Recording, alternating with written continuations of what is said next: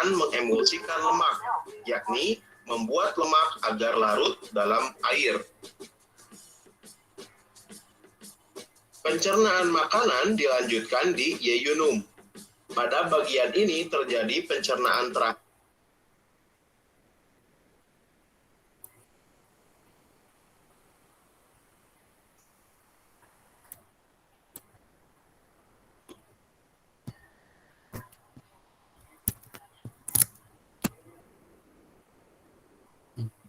Assalamualaikum warahmatullahi wabarakatuh. Waalaikumsalam warahmatullahi wabarakatuh. Selamat malam teman-teman. Waalaikumsalam warahmatullahi wabarakatuh. Kita lanjut lagi. Kita lanjut lagi malam ini. Kemarin kita sudah bahas yang X nomor 1 sampai 35. Kita lanjutkan, mungkin ini nanti kita lanjut dari nomor 36. Kalau bisa sampai 30 sampai 40 soal mungkin lebih baik. Seperti kemarin ya Bapak Ibu, kita bergiliran baca, terus nanti kita cari clue-cluenya, kenapa ada jawaban seperti itu, jadi kita bisa paham yang diharapkan dari soal yang kita bahas nanti. Oke, saya share dulu.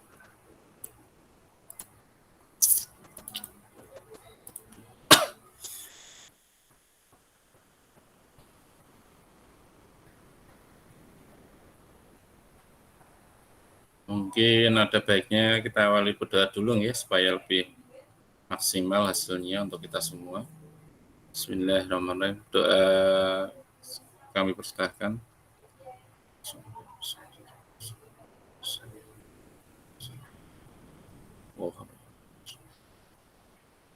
Wah.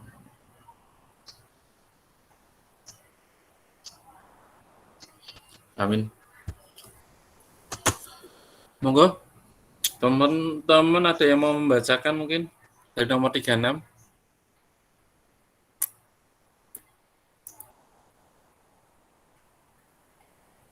Halo?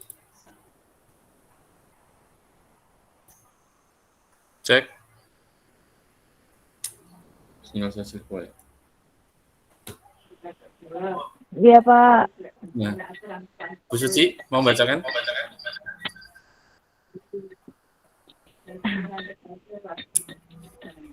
Nanti sebentar, Pak. Oh. Nyemak saja dulu, nggih. Bu Jul? Bu Zulmaida? Halo.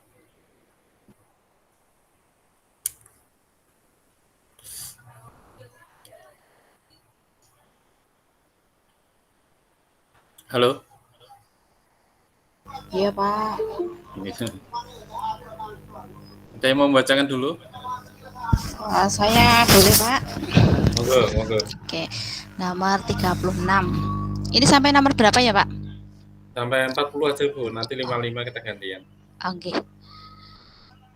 Dalam bulan Juni dan Juli, rata-rata 94% kamar mandi di Hotel Asri terpakai, sedangkan sepanjang 10 bulan lainnya, rata-rata hanya 46 kamar yang terpakai.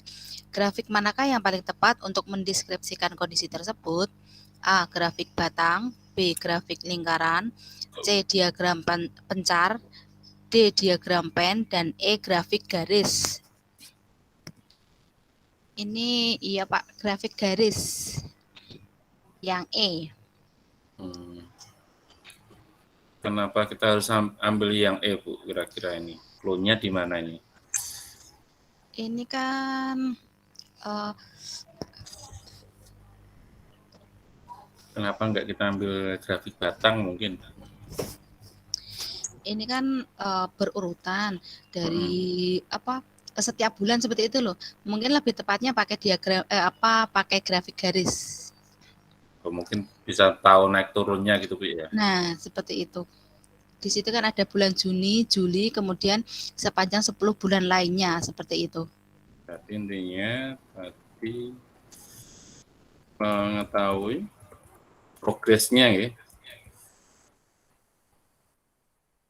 Terus seperti itu mungkin. Iya, Pak.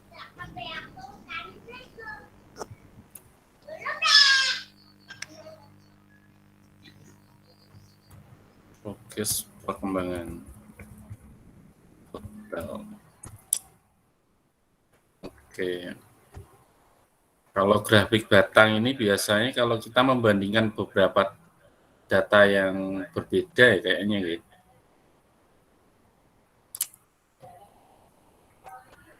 Halo.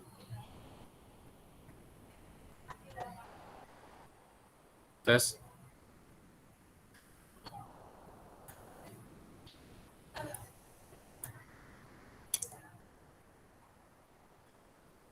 Halo.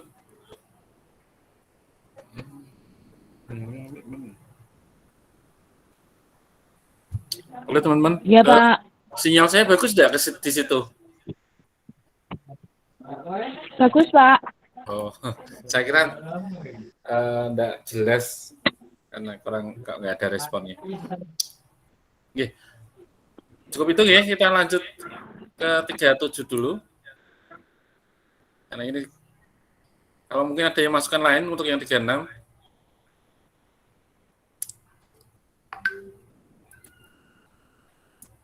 Halo.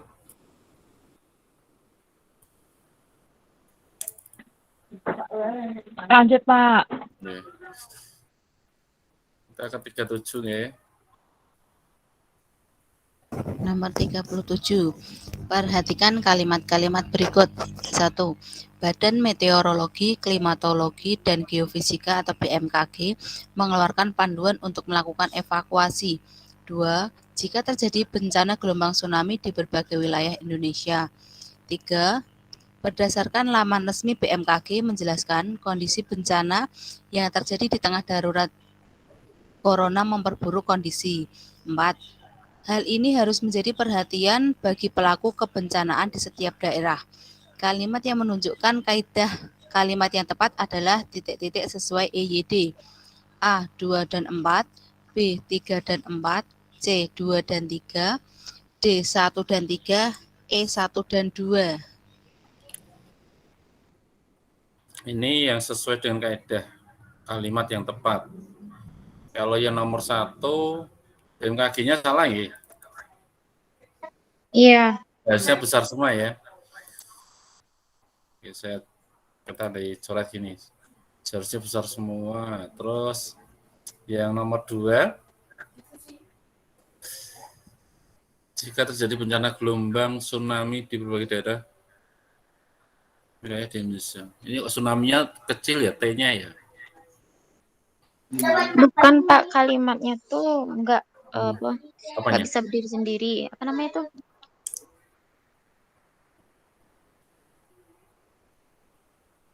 Gimana, Bu?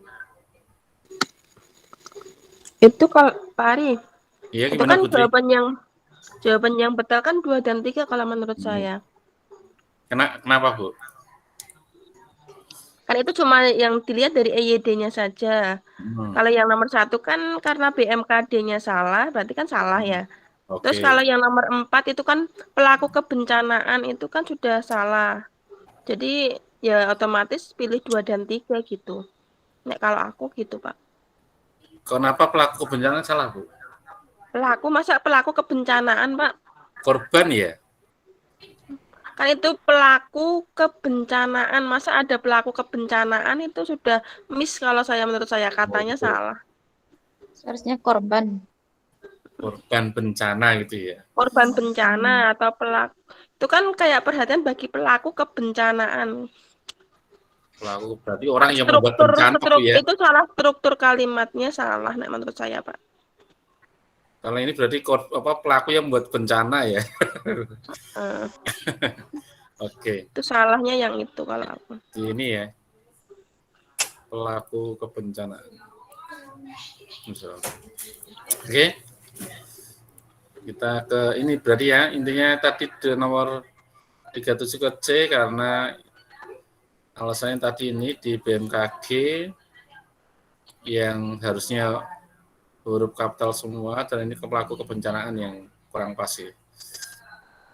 Oke, kita lanjut ke nomor 38.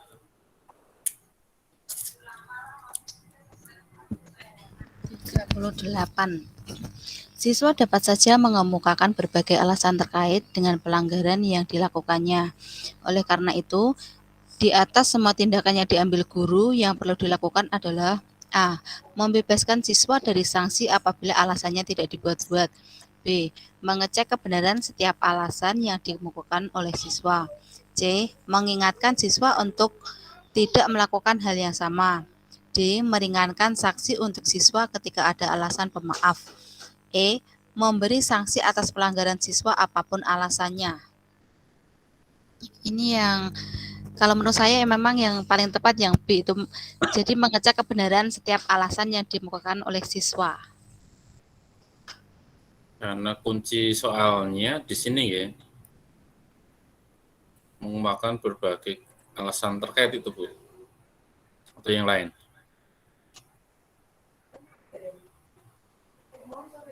Kira-kira kunci soalnya di mana ini?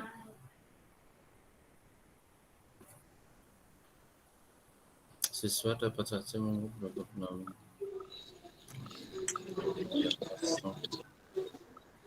Iya Pak, betul itu Pak. Jadi ini kunci soalnya ya. Mm-mm. Mengumpulkan berbagai ini alasan. Kalau yang ini mengecek kebenaran, oke. Itu istilahnya gurunya bersikap bijaksana itu nggak Pak, clue-nya. Kan itu misalkan di kisi-kisi soal itu kan kita bersikap apa itu loh Pak, intinya itu kita itu harus intinya kalau di kisi-kisi itu kita ada yang bersikap tegas, disiplin, bijaksana. Nah, kita memposisikan ketika ini kisi-kisi di soal apa ya? Nah, itu kalau mengecek dan setiap alasan kan berarti di sini kita bijaksana di sini, begitu Pak. Oke, berarti di atas semua tidak. Sebenarnya sih nggak lepas dari kisi-kisi kan itu Pak Ari pas soal-soal UP itu. Cuma kita itu terkadang terkecoh. Oh ini kita harus bersikap yang mana ya seperti itu. Kalau masalahnya kan saat kita menghadapi soal kan sudah melupakan sudah diacak. Sudah ada memperhatikan sisi, harus memperhatikan di dalamnya sini kan. Makanya kita belajarnya. Tapi kita bisa loh Pak. Kita bisa di saat kita menghadapi soal di situ itu kita di sini harus disiplin atau tegas atau apa atau bijaksana. Sebenarnya kita bisa memilih yang tepat itu apa, begitu bisa. Kalau Pak misalnya kita sudah terbiasa menghadapi soal-soal seperti itu nanti spontan Pak Ari biasanya. Enggak, kalau di sini biasanya clue-nya bisa jadi di jawabannya, Bu ya. Di jawaban ABCD itu kita mungkin banding ke mengarahnya ke ke titiknya kebijaksanaan atau mungkin kesabaran. Gitu nggih. Oke. Ada yang mau menambahkan? Kalau enggak kita lanjut ke nomor 39. Monggo Bu Suci. Lanjut ya, Pak. Oke. Nomor 39. Bu Mira telah melakukan penilaian harian untuk materi teks puisi. Dari 30 siswa yang mengikuti penilaian, ada 12 siswa yang memiliki nilai 80-90. 6 siswa memiliki nilai 75-79. KKM nilai Bahasa Indonesia di semester itu adalah 75. Dari jumlah siswa yang belum tuntas, ada 2 siswa yang lemah di 2 KD tertentu, sedangkan siswa lain lemah di seluruh KD. Dengan demikian, Bu Mira akan memberikan remedial dengan cara A. 12 siswa tersebut diberi pembelajaran ulang dengan menggunakan metode dan media baru. B. 12 siswa tersebut melakukan bimbingan tutor sebaya agar tuntas bersama. Yang C. 10 siswa diberi proyek dengan topik 2 KD dan 2 siswa diberi pelajaran ulang. D. 12 siswa tersebut mengerjakan ulang soal penilaian agar hasil lebih baik. E. 10 siswa mengerjakan tugas tertentu dan 2 siswa mengerjakan tugas dengan 2 dengan topik 2 KD yang belum tuntas. Ini gimana, Bu?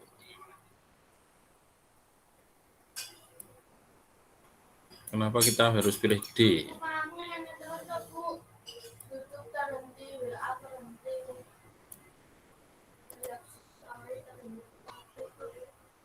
Halo.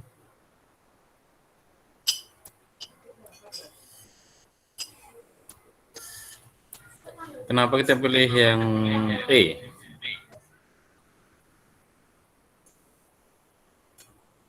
Dua belas siswa nilainya 80 sampai 90. 6 siswa nilainya 75 sampai 79. KKM nilai bahasa Indonesia di semester itu 75. Dari siswa yang belum tuntas. Berarti kan yang belum tuntas 2 tok ya?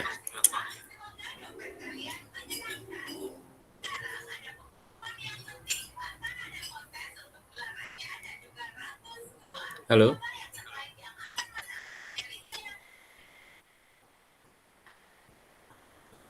Halo?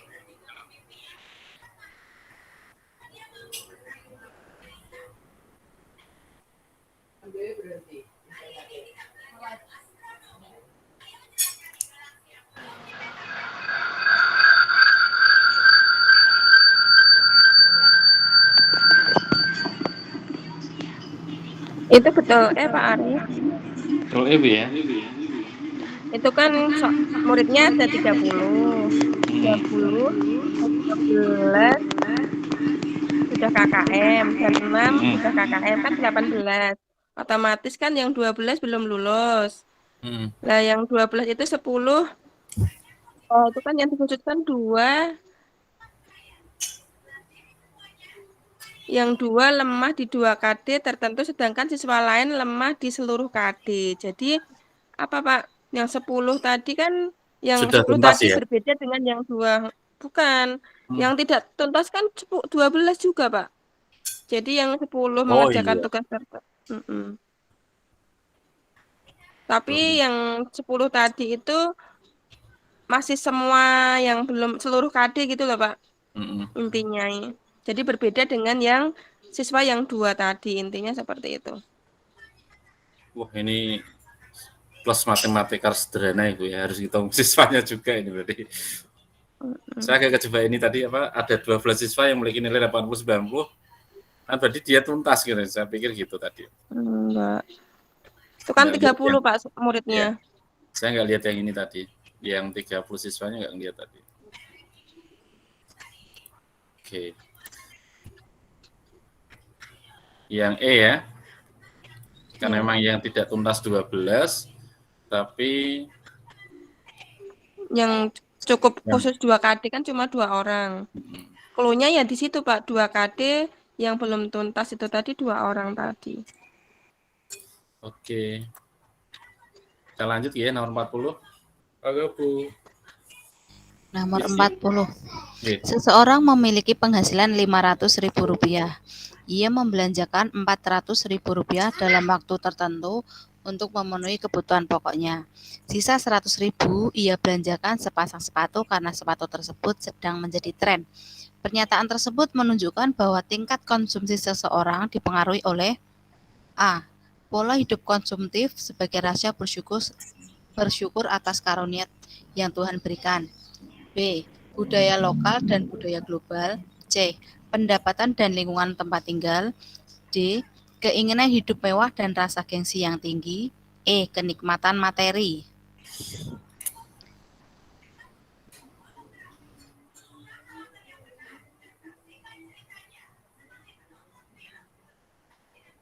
Apa ini, Bu? D. Sedang menjadi tren. 500 rupiah untuk dalam waktu tertentu memenuhi kebutuhan pokoknya.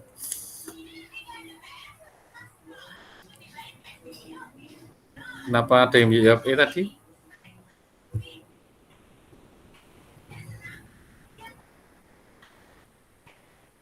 Punya dipengaruhi oleh. Kalau Kalau ini ada yang di sini clue-nya kan sedang tren ya. Iya, karena sedang tren tuh jadi dia merasa ada rasa gengsi yang tinggi kalau nggak ikut gitu. Berarti kepengen nganu ya. Mau kalau masalah lingkungan tempat tinggal juga nggak jadi masalah juga Bu ya. Yang di perumahan sama di kamu juga sama aja sebenarnya. Kalau yang A pola hidup konsumtif tapi sebagai rasa syukur. Jadi nggak sinkron antara konsumtif dengan rasa syukur. Oke, ini konsumsi karena rasa syukur mungkin uangnya banyak nih Bu. Terus budaya lokal dan budaya global. Ya juga tidak terlalu anu ya. Jadi Bu, ini ya keinginan hidup mewah dan rasa gengsi yang tinggi. Ya karena kuncinya itu memang sedang menjadi tren tuh Pak. Ya. Oke. Oke. Kita lanjutkan nomor 41 ya.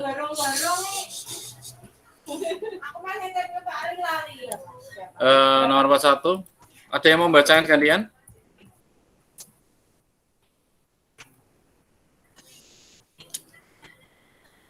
Moga ada yang mau bergantian baca?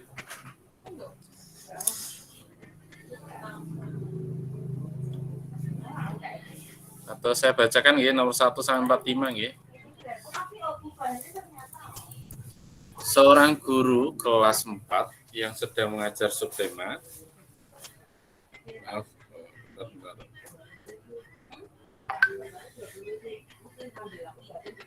Ini kok kayaknya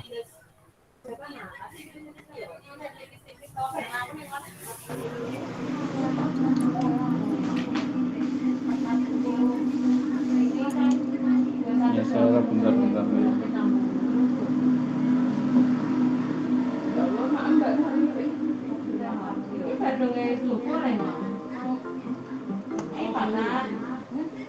Oke, cek. Tes, oke.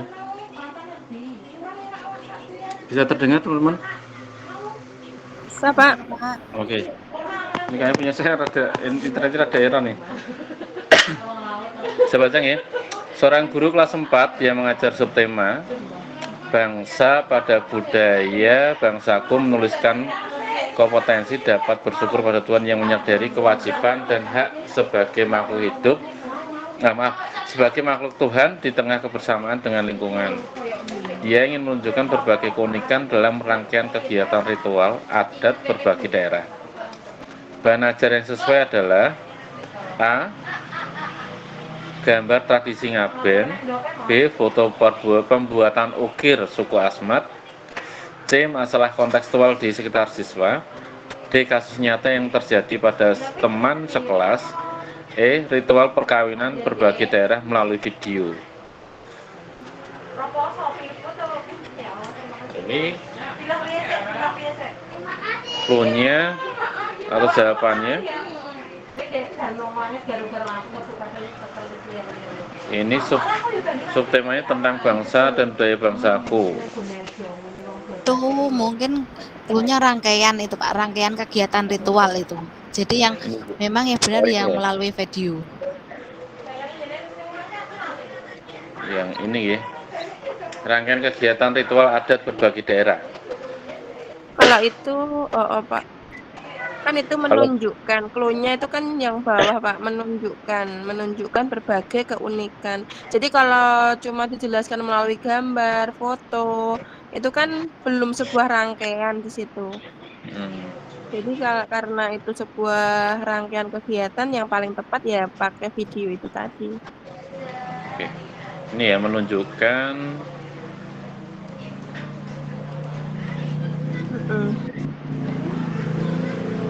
karena yang paling faktual ya video karena suara dan gambar dari satu ya. Kalau cuma gambar potong ya. Enggak sih Pak, itu kan kalau menunjukkan kan sebenarnya semua benar. Cuma kalau rangkaian itu kan kalau ditunjukkan sebuah gambar sama foto tidak cukup. Oh iya. Ini ya rangkaian ini ya. Oke, saya tegaskan ini rangkaian, kasih warna biru aja. Oke, berbagai keunikan dari rangkaian kegiatan. Oke, kita lanjut ya, ke nomor 42 ya.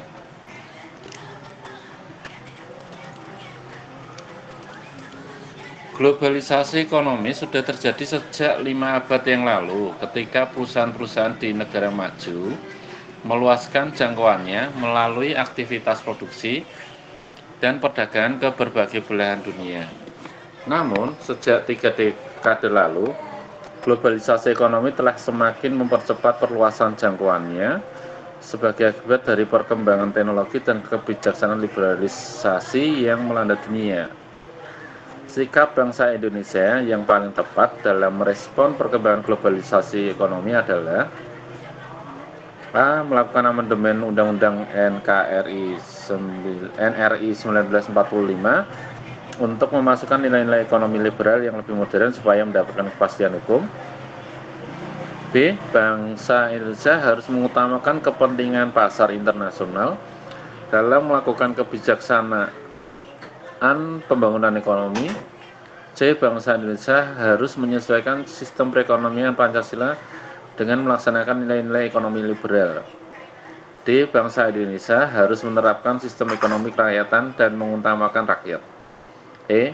Bangsa Indonesia harus mengubah pola pikir masyarakat Indonesia untuk mengikuti sepenuhnya proses globalisasi ekonomi dunia. Ini clue-nya globalisasi ekonomi. Namun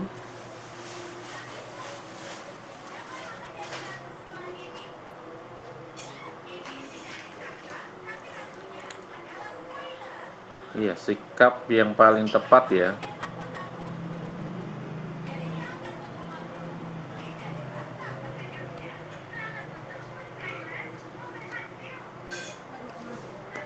Punya ini ya, bangsa Indonesia yang paling tepat, sikap bangsa Indonesia yang paling tepat dalam merespon perkembangan globalisasi ekonomi ya. Jadi kita harus berpikir sebagai bangsa Indonesia, bukan global ya.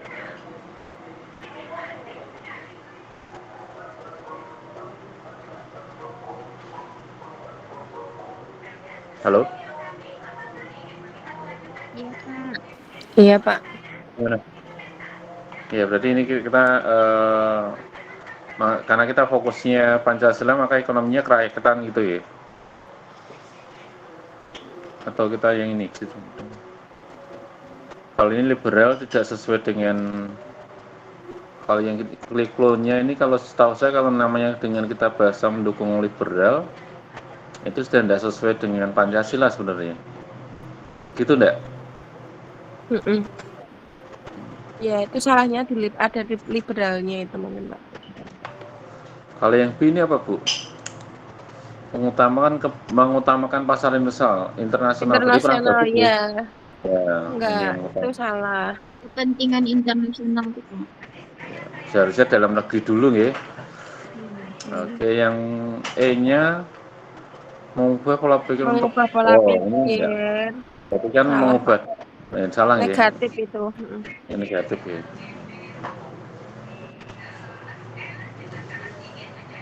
Oke, berarti ini sudah tepat ya kita kalau ke D ya. Ekonomi kerakyatan sesuai dengan ekonomi Pancasila. Oke, kita lanjut ke nomor 43. Disajikan indikator pencapaian kompetensi, siswa dapat menunjukkan posisi strategis Indonesia di negara-negara ASEAN melalui peta ASEAN. Posisi strategis Indonesia. Contoh penilaian psikometrik sesuai IPK tersebut adalah A. Tuliskan nama-nama negara ASEAN disertai dengan ibu kota negara. B. Jelaskan posisi strategis Indonesia di negara ASEAN. C. Buatlah peta negara-negara ASEAN dan berikan nama-nama negaranya. D. Jelaskan hasil analisis tentang posisi dan peran Indonesia di negara ASEAN. E. Tunjukkan pada peta posisi strategis Indonesia di negara ASEAN. Tunjukkan pada peta posisi Sudah strategis. jelas itu, Pak Arif. Ya. Kalau Iya, karena sudah ada Enggak, kalau tuliskan itu kan jelas salah, sudah kognitif, jelaskan kognitif, Oh, jelaskan kognitif. Itu cuma antara C dan E. Tapi di C itu kan ada kata buatlah peta. Jadi di situ juga kok apa? Bukan psikomotorik juga. Lebih tepatnya di E. Karena ada kata jadi kalau menunjukkan. Menunjukkan itu kan sudah ranah psikomotorik. menggambar, menulis menganu Bu ya, ke kognitif ya. Kognitif. Heeh. Itu karena cuma buat kan itu buatlah peta. Jadi kayak membuat tulisan toh Pak itu membuat gambar. Tapi yang lebih tepat ketunjukkan Pak. Kalau jelaskan juga kognitif ya. Iya. Buatlah peta ini juga kognitif bukan membuat Bu. Itu yang buatlah itu pas diberikan nama-nama negaranya tuh kan kognitif kan. Oh ini ya, maksudnya juga yang harus Kan itu pengetahuan itu kita kan ada ya. kognitifnya. Hasil menjelaskan berarti juga kognitif ya. Oke, sambung ya. Oke, kita lanjut Bapak Ibu. Nomor 44, perhatikan langkah-langkah metode ilmiah berikut. 1. Menemukan masalah. 2. Mengumpulkan data. 3. Membuat hipotesis. 4. Menentukan variabel penelitian. 5. Mengolah dan menganalisis data. Pak Amin sedang melakukan penelitian untuk memperbaiki pembelajaran secara urut. Langkah yang harus dilakukan adalah, ini sudah ada clue-nya nih, benar nggak ini? 1. Betul Pak. Melakukan Menemukan masalah dulu. Lakukan hipotesis. Baru membuat hipotesis. Menentukan variabelnya. Variabel itu berarti subjek sama apanya Bu? Variabel yang mau diteliti apanya itu loh Pak? Kayak siswanya kelas berapa gitu ya, terus materinya apa gitu ya, atau enggak?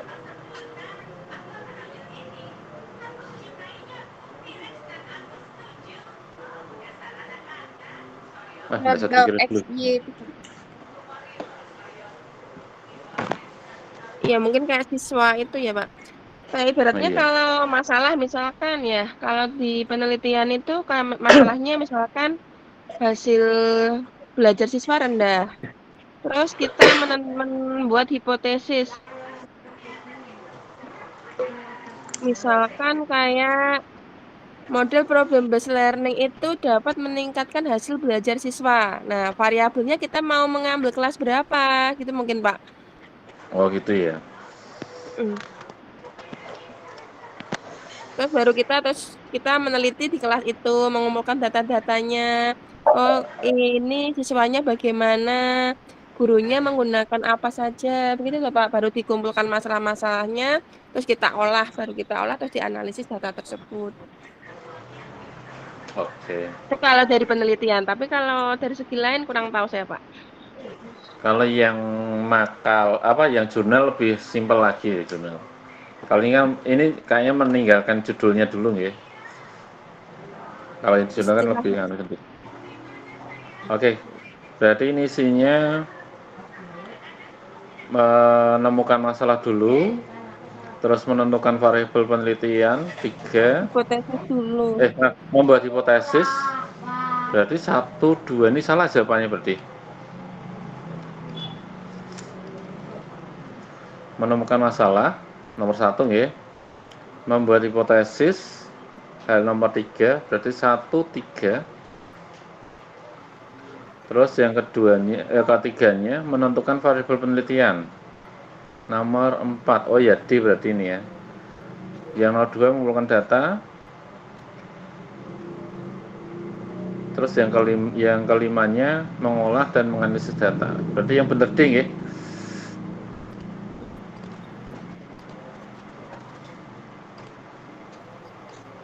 Oke, kita lanjut ke nomor 45. Nanti kita bisa ini bisa diperkuat sambil baca PTK-nya atau skripsinya waktu kuliah lagi gitu. Buka lagi nih. Nomor 45. Siswa mampu memenuhi kebutuhan manusia, namun alam tidak mampu, alam mampu memenuhi kebutuhan manusia, namun alam tidak mampu memenuhi keserakahan manusia. Berkenaan dengan itu, pesan yang perlu disampaikan oleh guru kepada siswa adalah A. Memanfaatkan sumber daya alam sesuai keinginan, B. Memanfaatkan sumber daya alam sesuai kebutuhan, C. Meminimalkan meminimalkan penggunaan sumber daya alam yang tersedia. E.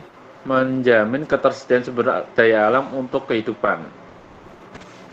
Kira-kira yang sesuai mana ya? Udah pasti Pak. Gimana Bu? Yang B, Pak. Yang D. Kalau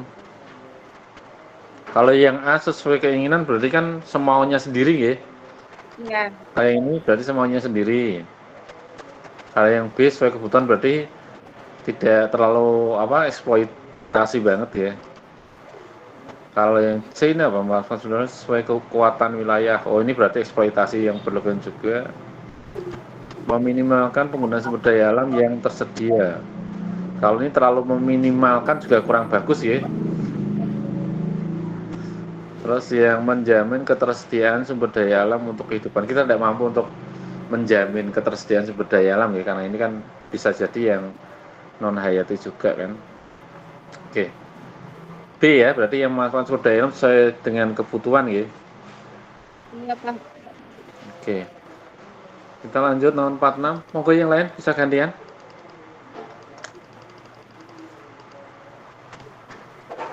Bu Liza mungkin. Kita seorang siswa mengalami kesulitan dalam menyelesaikan soal berikut. 2,5 lingkaran konsentris berpusat di titik B. Garis AC menyinggung setengah lingkaran kecil di titik B. Jika panjang garis AC adalah 70 cm dan PI sama dengan 22/7, hitunglah luas daerah yang diaksir. Menurut Anda, bagaimanakah siswa itu seharusnya memulai menyelesaikan masalah? A. Mengukur panjang jari-jari lingkaran besar. B. Memahami bahwa APC dan PBC adalah dua segitiga siku-siku. C. Menyadari bahwa daerah yang diaksir adalah selisih dari luas daerah lingkaran besar dan kecil. D. Mengukur panjang jari-jari lingkaran kecil. Kalau ini saya memang nggak paham, Pak. Apa ini kira-kira? Siswa mengusulkan dalam menyelesaikan soal berikut. Setengah lingkaran konsentris berpusat di titik P.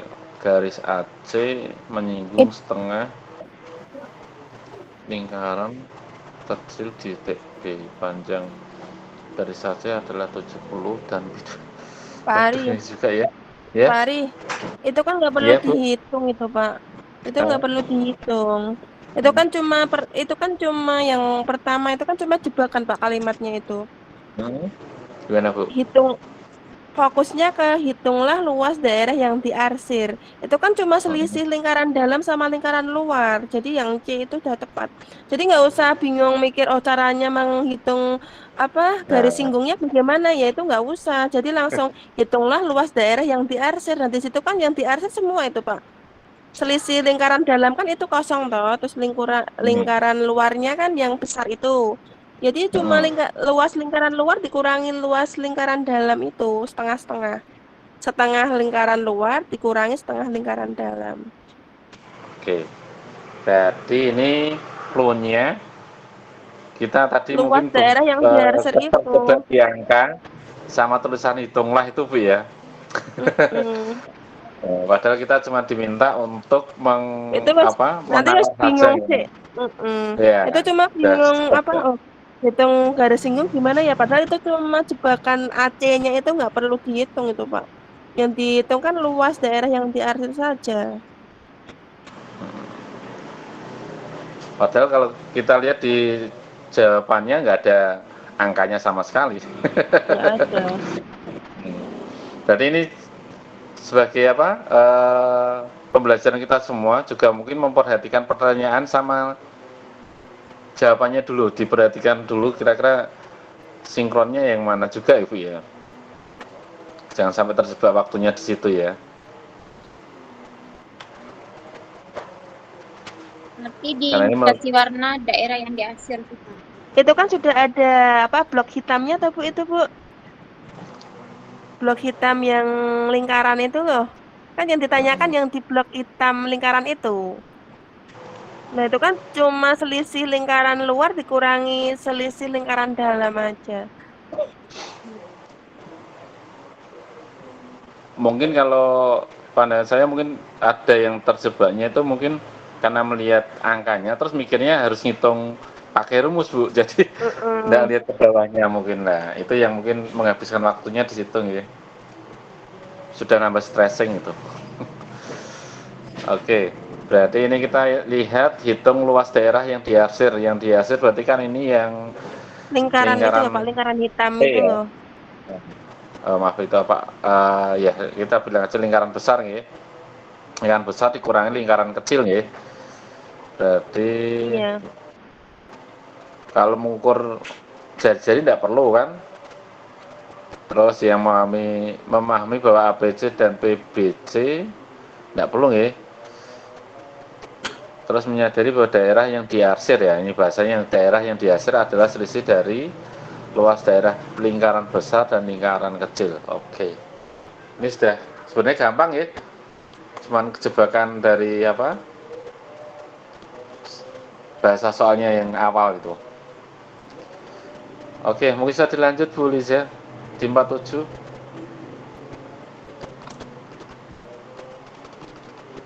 Oke, monggo. Cermati kutipan teks berikut. Twitter merupakan salah satu media sosial layaknya seperti Facebook.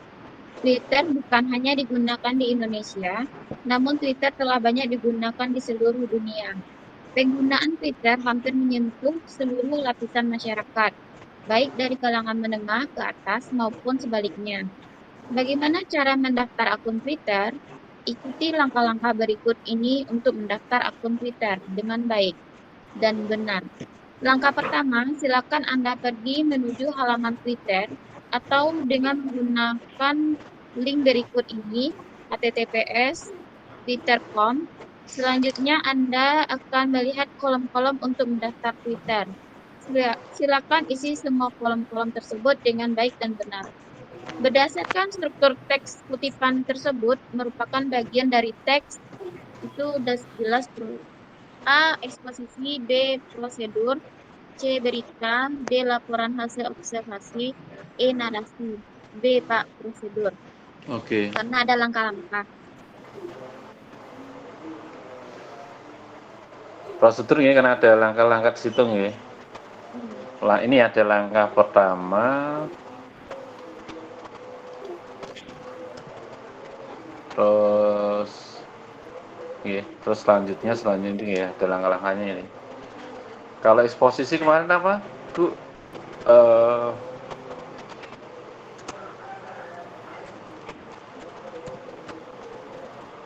Pemaparan kalau eksposisi, Pak. Oh, belum paham ya. Pemaparan. Hah? Pemaparan. Halo? Iya.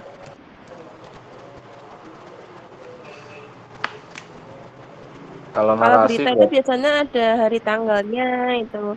Kalau narasi itu urutan waktu.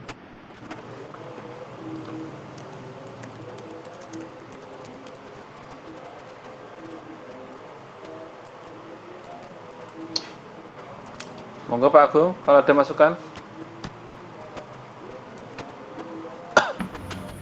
Nyimak dulu Pak. Oh iya, oke. Terima kasih.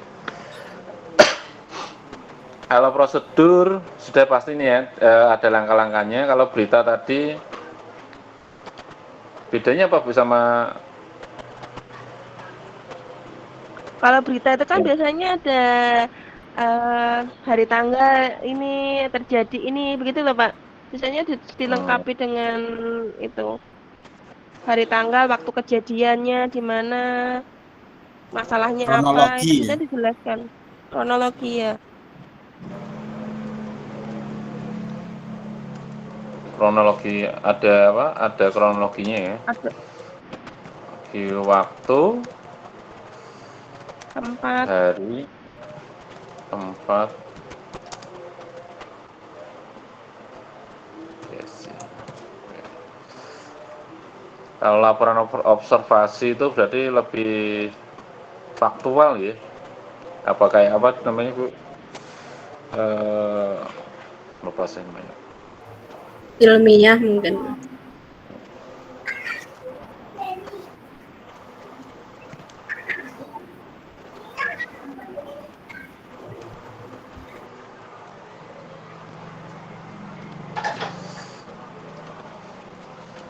Sifat.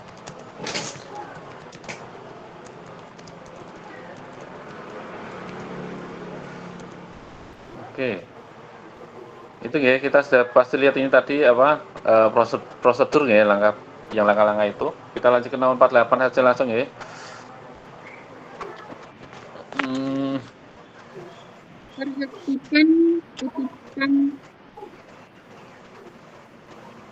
Perhatikan kutipan cerita berikut. Suatu hari di negeri dongeng, pengawal istana kaget karena taman istana berantakan. Ada yang memetik daun-daun tanaman. Tak jauh dari sana, para kurcaci sedang bermain bola di halaman istana. Pengawal istana curiga, jangan-jangan mereka yang memetik daun. Oki dan Felix kesal karena dituduh oleh pengawal istana itu. Felix lalu mengajak Oki untuk mengerjai pengawal istana itu. Oki mencuri tongkat wasiat Nirmala. Bim salah Bim, tapi malah Oki yang terkena mantranya sendiri. Dia terbalik memegang tongkat wasiat itu. Oki berubah menjadi tikus dan dikejar-kejar oleh Ghost, kucing Gelegek. Oki meminta tolong kepada Dimo dan mereka kabur bersama. Pengenalan dan karakteristik tokoh dalam kutipan cerita tersebut ditunjukkan dengan cara A. Reaksi tokoh lain, B. Lakuan para tokoh, C. Narasi oleh penulis, D. Dialog antar tokoh, E. Aksi para tokoh. Narasi oleh penulis. Apa ini? Kuncinya di mana ini? C. Karena dia menceritakan dari diceritakan gitu. Tidak ada dialog antar tokoh, tidak ada aksi lakuan para tokoh, nggak ada reaksi tokoh lain juga tidak ada. Diceritakan oleh penulis. Kuncinya di mana Bu ya? Kalau di reaksi tidak ada tokoh yang bereaksi ya.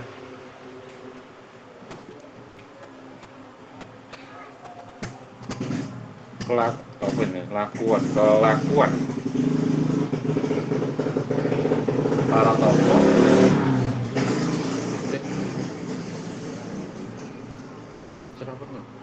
Maaf, terganggu suaranya. Cluenya di mana ini Bu?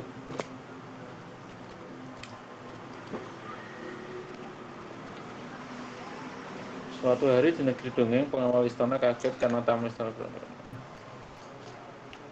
Narasi itu berhubungan dengan usaha untuk memberitahu sesuatu atau peristiwa apa. Kan penulis ingin memberitahu kita bahwa suatu peristiwa terjadinya seperti itu.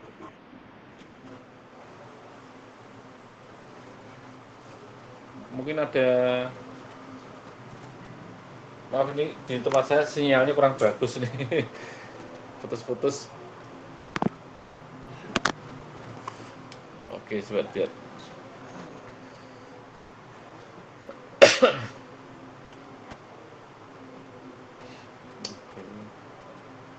Narasi adalah rekaman cerita yang menyajikan serangkaian peristiwa kejadian dan disusun secara kronologi sesuai urutan waktunya.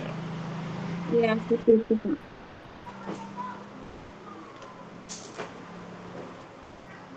Ini ada, tidak kelihatan urutan waktunya, tapi kayaknya ceritanya urut gitu apa? Berarti motif.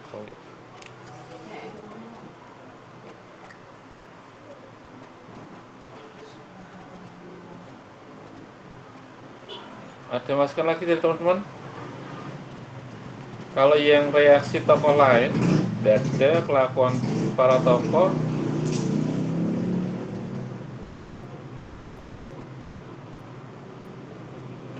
Halo? Iya, Pak. Maaf ini saya kok internetnya naik turun punya saya. Itu yang paling tepat juga C, Pak, narasi. Oke, ini ya. Kita lanjut aja dulu ya, nanti bisa di kalian ini lebih Kalau menurut saya memang narasi, Pak. Karena di situ kan tokohnya tidak bertindak, tapi dia bertindak berdasarkan cerita dari seseorang. Oke. Oki meminta tolong, itu kan berarti kan Oki diceritakan oleh orang lain. Oh, ada kalimat berita tidak langsungnya itu, Pak ya? Iya. Oke, dari teman. Oke, gitu ya. Iya, Pak. Bisa lanjut. Kalau oke, kita lanjut ke 49.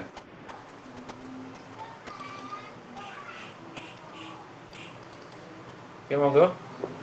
Hubungan antar manusia sudah melewati batas geografis dan politis. Semua orang menjadi warga dunia memiliki tantangan permasalahan yang sama atau hampir sama di semua warga negara.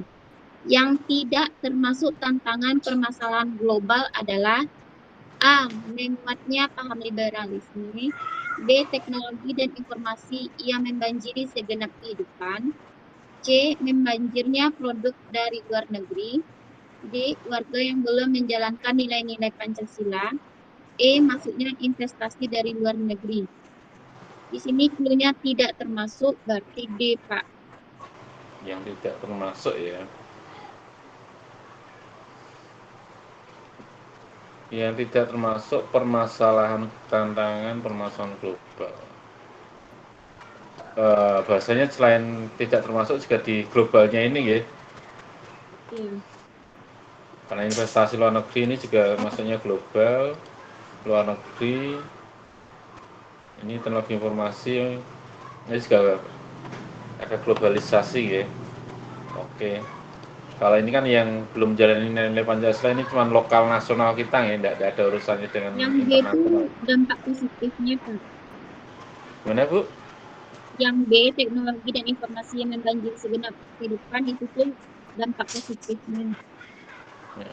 Ini sudah sifatnya global ya, seperti ini ya. Teknologi informasi yang menjadi segenap kehidupan sudah sifatnya global. Karena teknologi itu informasi dampak kan positifnya. Oke, bisa kita lanjut ya ke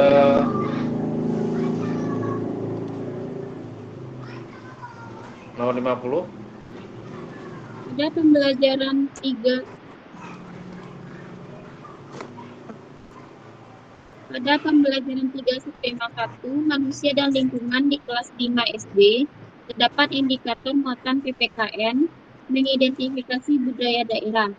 Materi pokok yang dapat dipilih A. Penulisan ciri-ciri rumah betang uluk Kalin yang sesuai dengan kaidah penulisan yang benar. B. Lagu rumah betang ulun Kalin. C. Warna pilihan suku Dayak pada gambar rumah betang uluk Kalin. D. Asal daerah rumah betang uluk Kalin pada peta Indonesia. E. Rumah betang uluk Kalin yang merupakan rumah adat suku bangsa Dayak.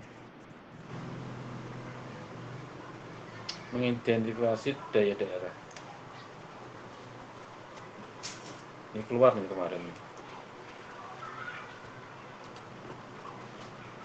Kuncinya di mana ini? Kalau menurut saya, Pak Ari, gimana, Pak? Yang A itu kan bahasa Indonesia.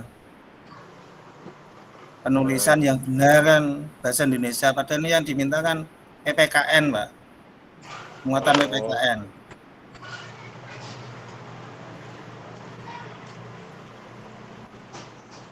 Ini menulis bahasa Indonesia ya, Pak ya? Iya. Kan kaidah penulisan yang benar itu loh, Pak. Oh iya. Kaidah penulisan yang benar ini kan PPKN, apa bahasa Indonesia. Indonesia. Kalau lagu kan apa? SBDP. SBDP ya. SBDP ya. Paling. Ini gambar juga kan SBDP. BDP. Kalau peta IPS ya. Ya, asal daerah IPS. Ini warna pilihan pada gambar rumah. Gambar juga SPDP gambar. Kalau ini asal daerah oh ini ke IPS Pak ya? IPS ya, IPS. Wah ini harus lihat ini ya, unsur yang tidak terlihatnya itu ya. Oke. Berarti isinya adalah sudah tepat ya. Kita lanjut ke 51.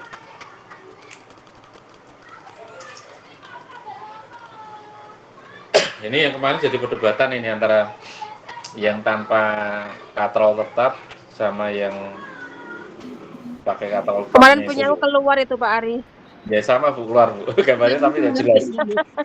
Gambarnya sama tapi soalnya beda Pak. Ya, soalnya beda. Bahasanya beda-beda mana? Tapi punya aku ditanyakan juga keuntungan mekanik Pak Agung. Oh. Kalau saya kemarin dapatnya usaha. Nah, Usaha dilakukan seperti itu. Kalau yang saya tahu kalau keuntungan mekaniknya sama, tapi kalau usahanya berbeda.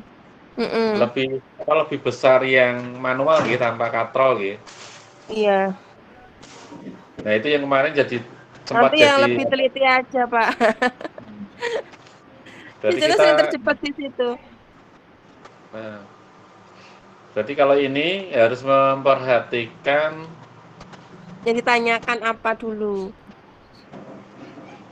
Kalau keuntungan mekanik memang sama Pak itu. Ini keuntungan mekanik sama. Tapi sama ya satu ya. Nah, ini tadi apa? Usahanya usaha lebih usaha mana ini yang Adi ya, Adi lebih kecil ya daripada Betty, gitu ya? Iya. Iya Pak. Nah ini kemarin ada mungkin banyak aplikasi ada aplikasi UP itu kalau keuntungannya yang jawabannya. Ya kalau keuntungannya sama, keuntungan mekaniknya sama, tapi kalau usahanya usaha Adi itu lebih kecil pada Betty kan gitu. Kan sama-sama kalau ditarik itu beda dengan kalau namanya katrol bebas ya, katrol bebas malah 2 kali ya, setengah kali ya. Iya kalau katrol bebas Tergantung 2 kali Pak. Tergantung jumlah katrol. Iya Pak, jadi katrol berdura itu lebih besar. Kalau katrolnya bebas 2 berarti dia lebih ringan setengah. Lebih ringan setengah. Untuk keuntungan mekaniknya 2 kali. Iya. Kalau usahanya setengah Pak. Iya. Kalau 3 Pak? Kalau 3 berarti sepertiga, setahu saya gitu. Oh gitu, cara kampanye gitu ya. Tapi kayaknya itu yang keluar ini tok gitu, perbandingan antara per katrol 1 katanya. Gimana Pak? Per katrol itu 1. Per katrol 1. Oh. Ya, cuman fokusnya ini adalah keuntungan mekanik dan usahanya ya, yang jadi kuncinya ya.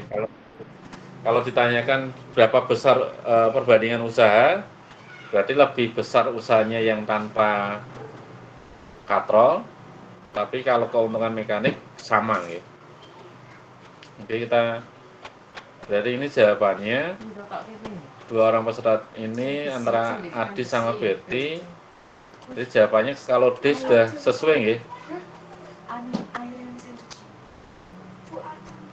Kalau di aplikasi UP jawab itu salah Pak. Iya. Karena yang ditanyakan adalah keuntungan mekaniknya ini ya. Kalau ini berganti jadi usaha baru berubah. Oke, kita lanjut ya. Lalu 52. Ada yang membacakan? Yang lain? Bu Wici? Bu An, Bu Suleka? Saya coba baca Pak nggih.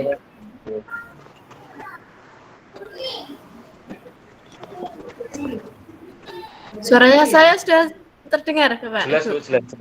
Oh, iya. Sampun Bu. Undang-Undang Nomor 14 Tahun 2005 tentang Guru dan Dosen menjelaskan bahwa guru merupakan tenaga profesional pada jenjang pendidikan dasar, pendidikan menengah, dan pendidikan anak usia dini pada jalur pendidikan formal. Pernyataan yang tepat tentang tenaga profesional dalam Undang-Undang Nomor 14 Tahun 2005 adalah A. Agen pendidikan yang melaksanakan pembelajaran sesuai syarat-syarat pedagogik dan fasilitator bagi peserta didik. B. Kegiatan yang dilakukan oleh seorang yang memerlukan keahlian, kemahiran, atau kecakapan yang memenuhi standar mutu atau norma tertentu, serta memerlukan pendidikan profesi. C. Agen pembelajaran, pengembangan ilmu pengetahuan, teknologi, dan seni untuk meningkatkan mutu pendidikan nasional. D. Pendidik dengan tugas utama mendidik, mengajar, membimbing, mengarahkan, melatih, menilai, dan mengevaluasi peserta didik. E. Kegiatan seseorang yang melaksanakan program pembelajaran di satuan pendidikan dan mempunyai manajemen sekolah yang sesuai dengan ketentuan. Kalau menurut di situ itu yang B, Pak, nggih. Kegiatan yang dilakukan oleh seorang yang memerlukan keahlian, kemahiran, atau kecakapan yang memenuhi standar mutu atau norma tertentu, serta memerlukan pendidikan profesi.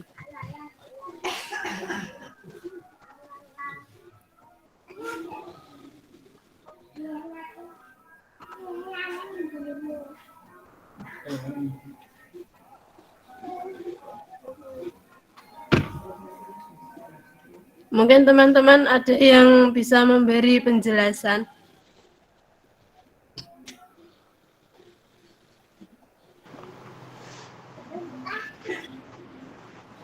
Ada yang punya masukan? Bu Lisa, Bu Wici, Bu Jul? Sudah sesuai yang B itu, Pak. Sesuai yang B ya? Iya. Clue-nya apa ini, Bu?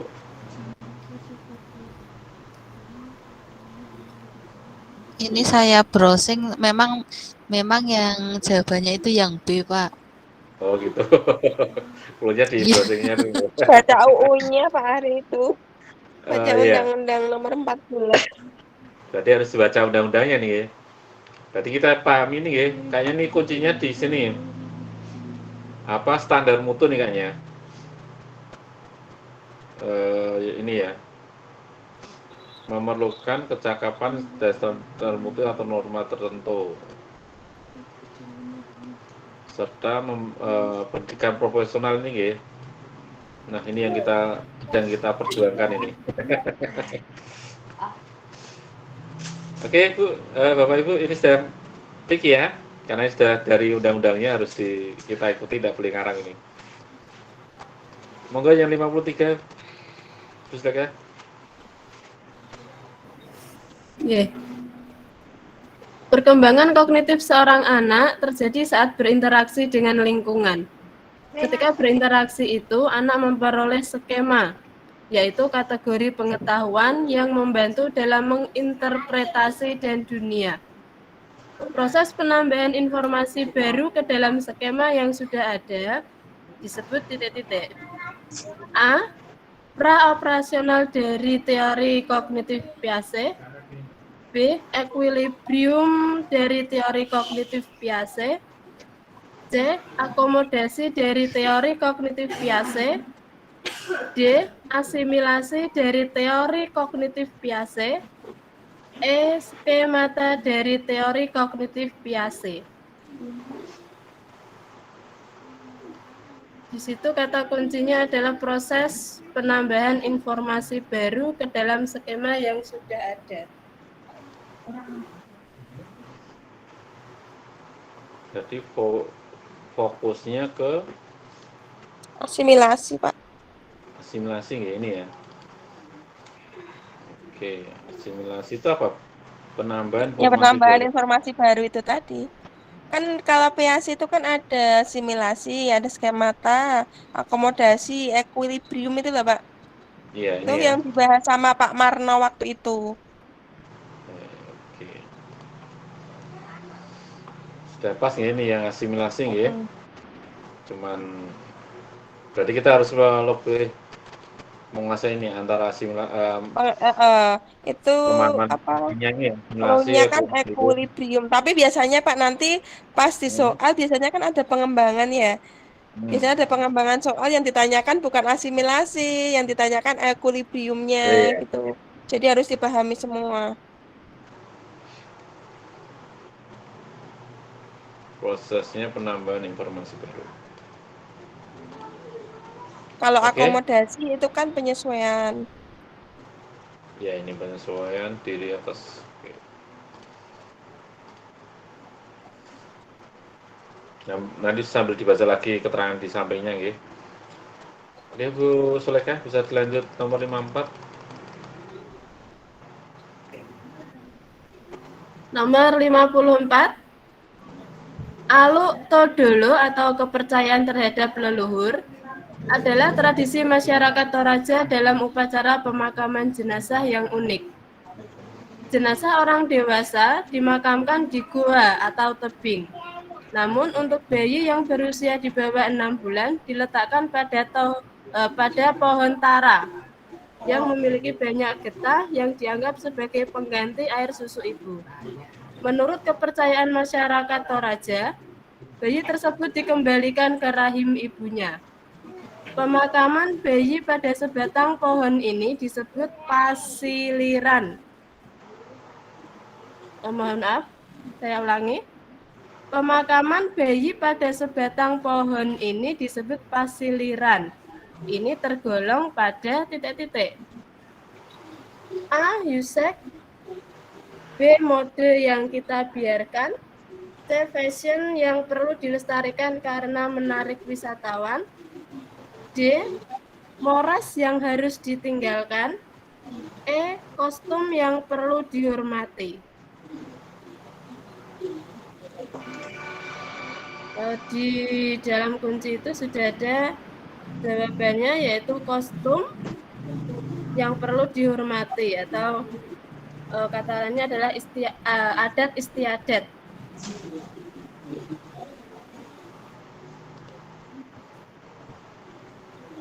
Adat istiadat nih ya.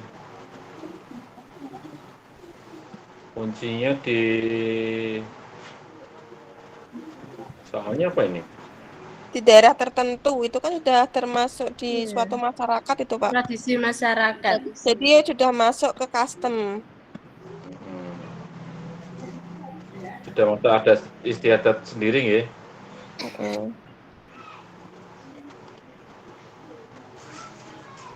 Kemarin keluar ini, Pak, Saki. Iya, Pak. Ada ini. Iya. Kalau sudah masuk ke daerah tertentu, Toraja atau di mana itu pasti sudah masuk custom itu, Pak. Kuncinya itu.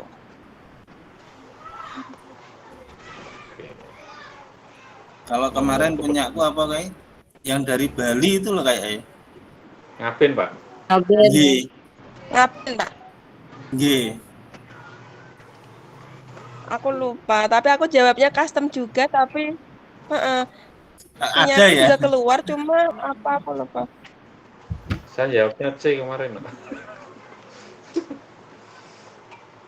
Fashion. Ya, itu yang itu ya. Oke, kita lanjut ke 055. Enggak, Bu. Nomor 55 diberikan KD sebagai berikut. Menjelaskan dan menentukan volume bangun ruang dengan menggunakan satuan volume seperti kubus satuan serta hubungan pangkat 3 dengan akar pangkat 3. Rumusan indikator inti atau penunjang yang selaras dengan kompetensi dasar tersebut adalah titik-titik. A. Mendefinisikan luas permukaan balok. B. Menemukan volume balok dengan kubus satuan. C. Membentuk balok dari jaring-jaring yang diketahui untuk dihitung volumenya. D. Mendefinisikan pangkat 3 bilangan berdasarkan volume kubus. E. Membandingkan volume kubus dan volume balok. Di situ tadi kata kuncinya adalah menentukan volume bangun ruang dengan menggunakan satuan volume. Berarti itu mungkin sudah tepat untuk kuncinya di situ. Menemukan volume balok dengan kubus satuan. Kan tidak perlu kan buat jaring-jaring balok, mendefinisikan pangkat 3 itu tidak perlu, kan yang utamanya menentukan volume.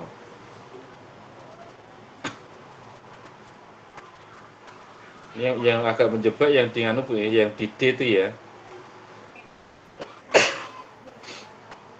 Karena keterkaitan ini kan ada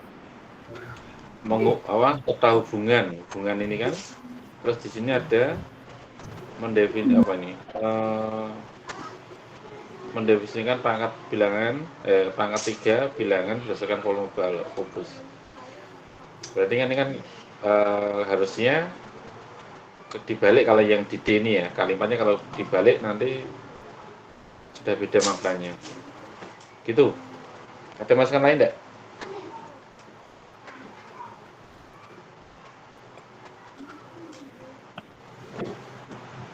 Gimana Putri? Aku? Bapak itu paling tepat itu menentukan itu kalau aku clue-nya udah menentukan volume. Jadi kita di situ kayak sudah fokusnya ke menemukan volume balok. Kalau mendefinisikan pangkat 3 itu beda KD-nya Pak nanti. Iya. Sudah perpangkatan sendiri lagi Bu ya.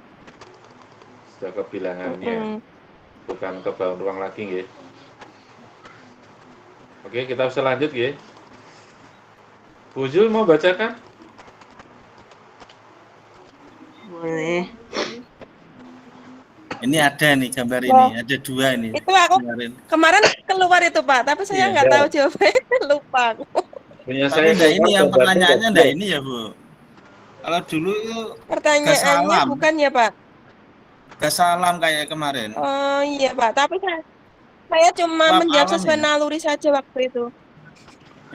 Tapi gambarnya saya bingung ini gambar apa. Oh, tak kira ini kemarin apa yang pakai listrik ternyata. Saya juga ini ngawur. Itu karena Pak. Tapi pakainya Gasalam ya Bu? Bukan nuklir. Iya. Bukan. Hampir mirip ya Pak itu. Uap terus ke generator terus ke batu bara. Aku lupa jawabannya apa. Ini apa tadi?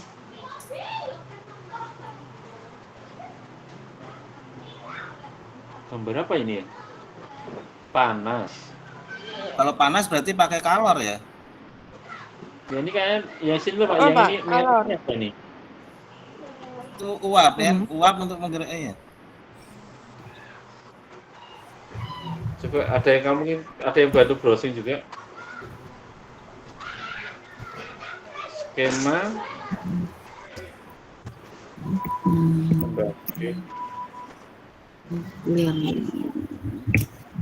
nuklir.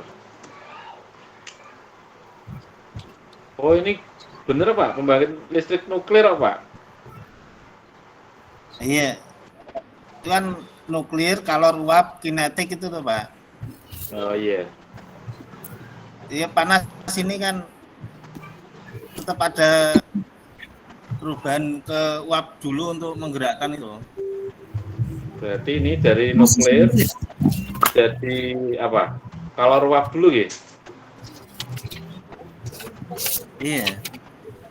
Nuklir memanaskan membuat uap, terus ada energi kinetiknya nyambung ke sini ya, ke apa?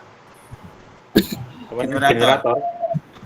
Ada elektromagnetiknya nyambung ke jadi elektrik ya. Elektriknya itu listrik. Ya, sudah bener ya?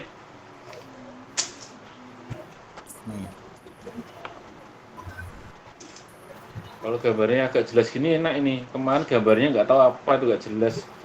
Tapi kalau dilihat dari pilihannya itu, kalau punya saya apa itu gas bumi, gas alam. Oh iya. Oh iya.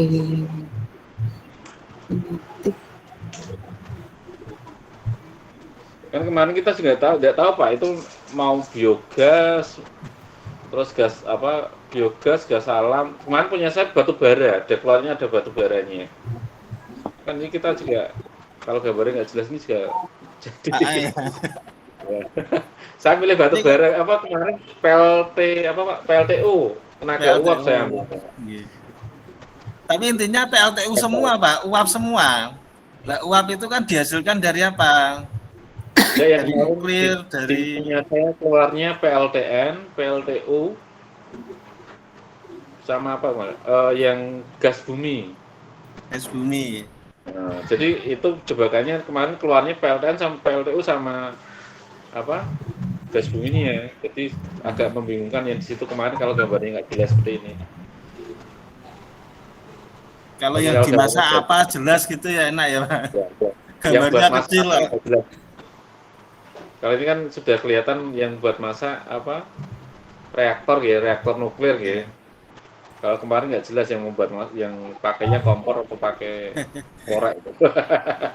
Iya. Oke, ini sudah jelas ya yang C ya. Kita lanjut ke 57 ya. Nah, ini bisa diobservasi lagi untuk yang gambar-gambarnya. Moga Bu Zul. Nomor 57, perhatikan ruang lingkup materi berikut ini. Pertama, pembiasaan pada lensa cembung. 2, pengaruh gaya terhadap gerak benda X. 3, hubungan gaya dan gerak X. 4, pemantulan bunyi X. 5, percobaan membuat periskop. Ruang lingkup materi IPA yang sesuai dengan KD 37 menerapkan sifat-sifat cahaya dan keterkaitannya dengan indera penglihatan adalah apa isinya?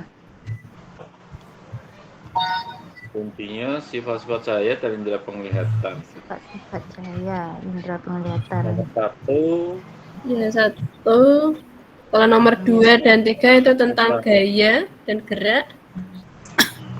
Ini ya, 2, 3, itu pemantulan bunyi. 1 dan 5 ya.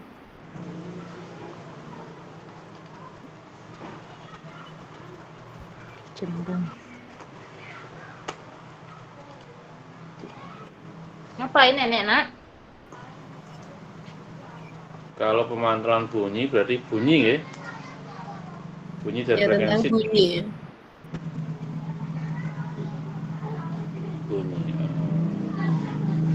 Percobaan pembuatan periskop ini juga berarti cahaya ya, dengan periskop apa tuh teropong ya. Kalau di kapal selam itu apa ya Pak? Stetoskop karena Pak ya untuk telinga itu ya. Apa Pak namanya? Periskop ya Pak ya? Teleskop. Kapal selam, ada kapal selam. Teleskop. Ini kan sing itu loh Pak. Bisa melihat di sisi yang lain apa tuh? Enggak, yang ini kan kita ambil clue-nya kan sudah Cahaya ya. Nah, cahaya sama indera penglihatan. Kalau ini sudah kelihatan nomor 2 ini gerak. Gaya gerak 23 kan gaya gerak sudah pasti tidak masuk. Nomor 4 kan bunyi sudah tidak masuk gitu. Berarti yang terpilih kan cuma antara 1 dan 5 tok gitu. Karena pasti kita tahu lah periskop itu untuk ya keker lah. Gitu ya. Lensa cembung juga untuk hubungannya dengan pemantulan cahaya gitu. Ini Iya, kayaknya yang di kapal selam periskop itu, Pak. sudah mudah ya. Kita lanjut nomor 58 saja. Monggo Bu. Sampai 60 ya. 58. Fenomena korupsi di Indonesia nampaknya telah menjadi budaya dengan melihat berbagai kasus yang terjadi.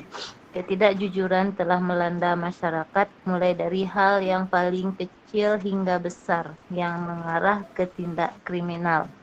Tindakan tersebut melanggar norma. Ini jelas hukumnya ya, orang korupsi. Karena korupsi ya. Oke, ini sudah jelas nyata ini. Karena sudah ada undang-undang pidananya, berarti sudah hukum.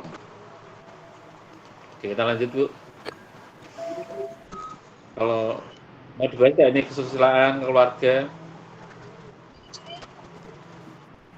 Kalau susila paling apa Bu? Susila itu tingkah laku biasanya, Nak. Contoh kasusnya mungkin ada yang nggak tahu. Pelecehan tuh, Pak. Apa Pak? Pelecehan itu bukan? Pelecehan mungkin bullying juga ya? Kesusilaan, kesopanan. Kalau bullying maksudnya apa itu? Kesopanan. Benar. Kesopanan. Susila sama sopan, kalau kesopanan tidak ke yang lebih tua Pak? susila ini lebih kepada moral kayaknya, Nak, Pak. Kayak Moral ya. Susila ke moral. Berarti kan kalau bullying juga maksudnya ke moral Bu. enggak, kesusilaan ini pelecehan seksual kayak gitulah, Pak. Atau yang mengarah ke sana. Kesusilaan.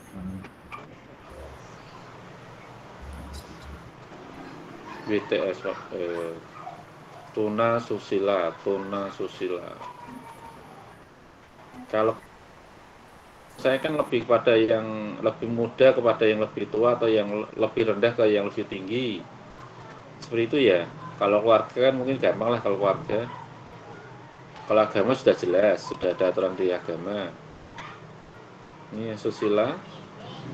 Kayaknya norma yang ada di masyarakat ya kalau yang susila ya. Hari. Ya. Untuk norma kesusilaan itu untuk menentukan mana perbuatan baik dan buruk. Itu contohnya tidak suka mengambil barang orang lain. Itu mungkin seperti itu untuk yang kesusilaan. Sedangkan kalau kesopanan itu didasari dari kebiasaan, kepatutan, dan kepantasan yang berlaku di masyarakat. Sebagai contoh itu hormat kepada orang yang lebih tua, seperti itu. Ya, berarti kan antara posisi yang rendah ke posisi yang lebih tinggi gitu Bu ya. Secara sosial, secara apa? Posisi sosialnya ya Bu. Iya, Pak. Tadi apa berdasarkan kepatutan? Apalagi Bu? Apa tadi Bu Biji? Dan kepantasan. Pantasan. Yang berlaku di masyarakat. Yang berlaku di masyarakat. Berdasar status sosial ya. Itu masyarakatnya, kan Pak, tulisannya cek lagi. Keliru. Berdasarkan status sosialnya ya. Berdasarkan kebaikan yang ada dalam diri seseorang. Contohnya berkata jujur. Yang mana Bu? Yang berkata jujur apa? Susilaan ya? Norma susilaan. Mana yang buruk kejujuran dan mana yang baik berdasarkan kebaikan yang ada dalam diri seseorang. nilai baik dan buruk yang ada pada diri seseorang. Gitu, Bu? Mm-mm.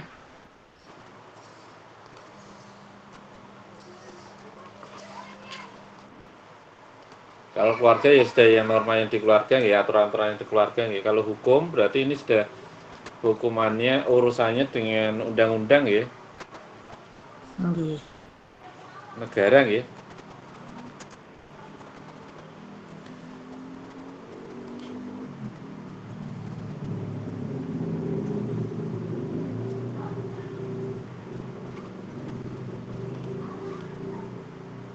Oke, kita sudah jelas tadi yang korupsi pastinya dihukum. Bisa kita lanjut ya ke 59. Monggo Bu Jul. 59. Salah satu bentuk keunggulan bangsa Indonesia yang diwarisi dari kebangkitan kebangsaan tahun 1908 dan yang seharusnya dimiliki oleh para guru adalah A. Bangkitnya daerah-daerah dalam melawan segala bentuk penjajahan. B. Mengusahakan kesejahteraan melalui kekuatan ekonomi. C. Menjunjung tinggi sikap kejujuran dalam segala aspek kehidupan. D. Membangun Indonesia yang dimulai dari mana saja sepanjang untuk Indonesia. E. Kesadaran berorganisasi secara modern dalam menghadapi tantangan bersama. Nggak ada F-nya.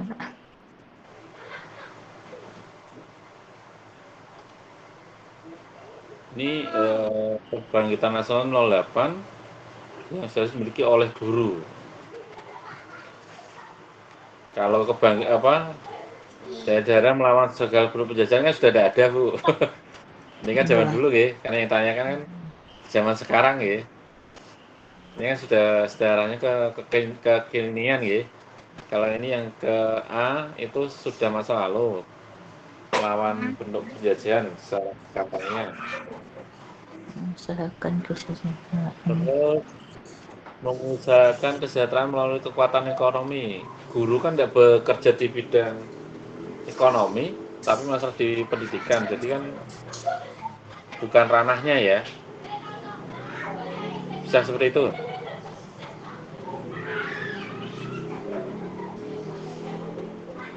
Dimiliki oleh guru. Terus yang itu menjunjung tinggi sikap kejujuran dalam segala aspek. Kan tidak terlalu apa Bu? Relevansinya kurang ya. Yang D. Membangun Indonesia yang dimulai dari mana saja sepanjang untuk Indonesia.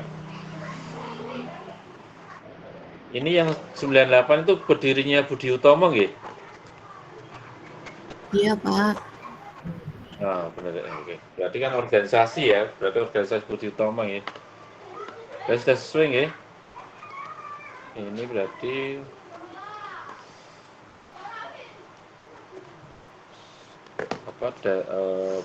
berdirinya organisasi Budi Utomo.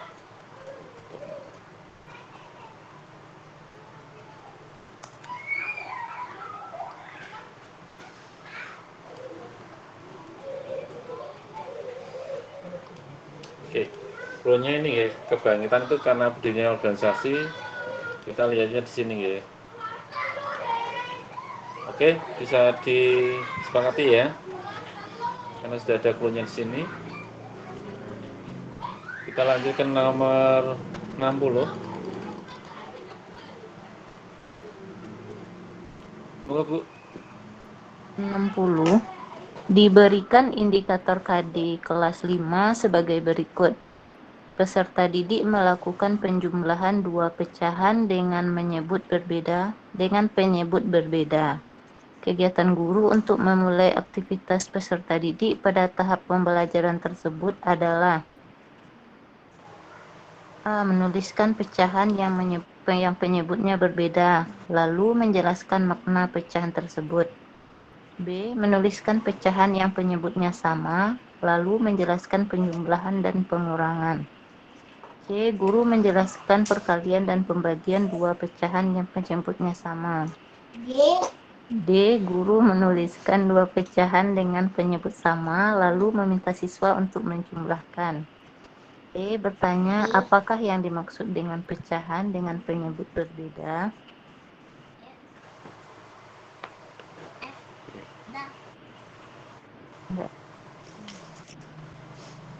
Berarti yang mana ini? Karena yang B, C, D ini semuanya memakai penyebut yang sama, kan tidak sesuai dengan ini, ya. Karena kan pakainya penyebut berbeda. Berarti antara A sama E.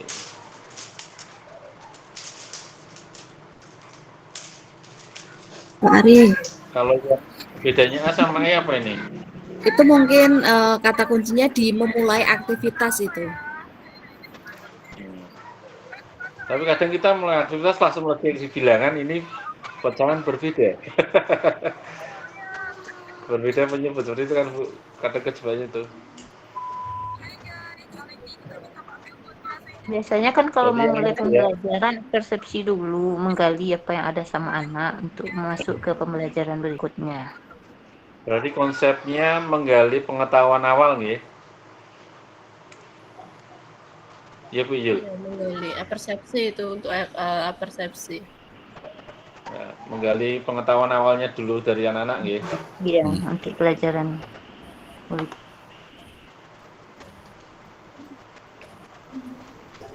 Yang di blok merah itu ya Pak, yang memulai aktivitas itu loh Pak. Oh iya.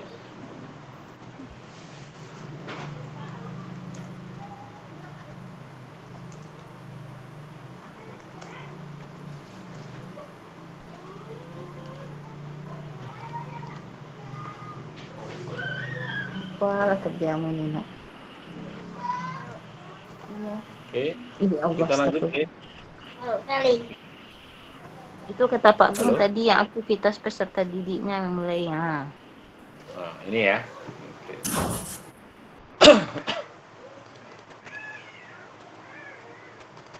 Oke, kita lanjut ke nomor 61. Mau dilanjut siapa? Atau dua kan? Atau yang lain? Bu Sriatun? Pak Sugiono?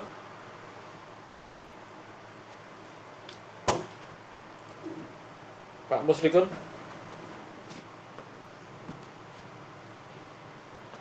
Ada yang mau gantian? Atau mau dilanjutkan Bu Zul? boleh. Oke, monggo Bu. 61. Ketika ada siswa yang tidak puas dan mempertanyakan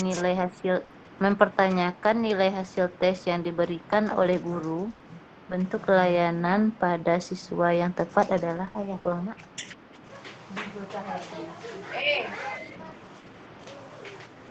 Siswa tidak puas.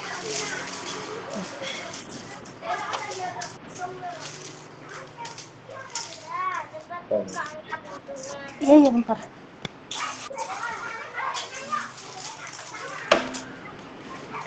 Ini berarti ke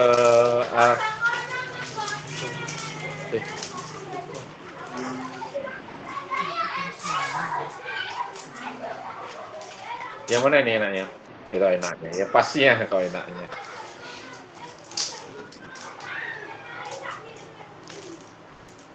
Mengklarifikasi jawaban yang benar di depan kelas sehingga semua siswa paham.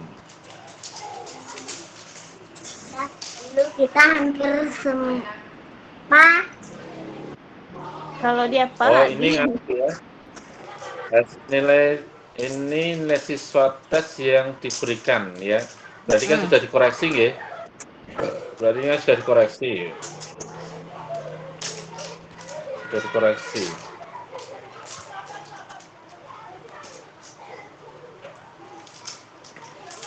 Ini bahasa yang terselubungnya ini.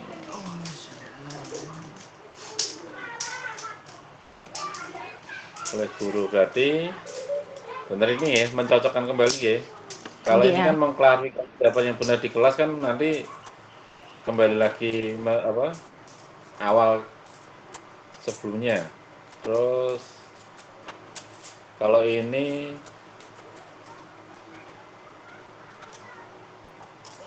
kalau menolak kita enggak bagus ya untuk proses ini pelayanannya. Minta siswa lain menjadi saksi dalam proses. Kalau ini menjadi saksi ini kan berarti sudah balik ke proses ulang lagi ya.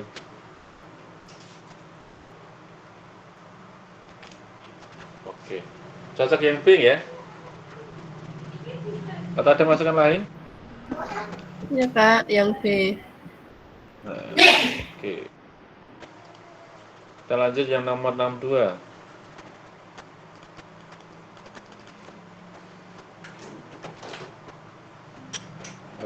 Ada yang membacakan atau bagaimana? Bu Wici monggo.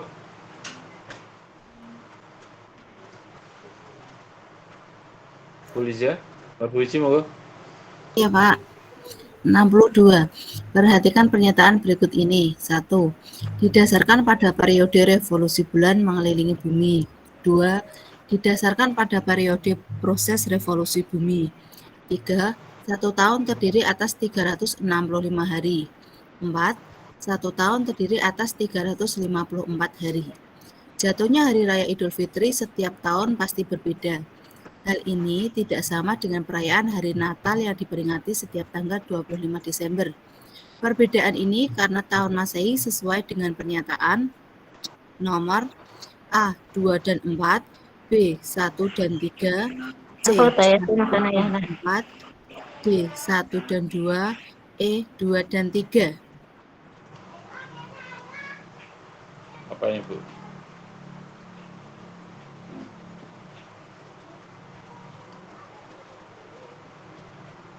Ini clue-nya kalau Idul Fitri kita pakainya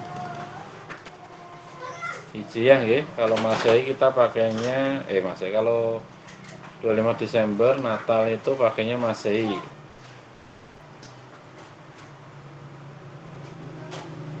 Ini karena tahun Masehi sesuai dengan pernyataan nomor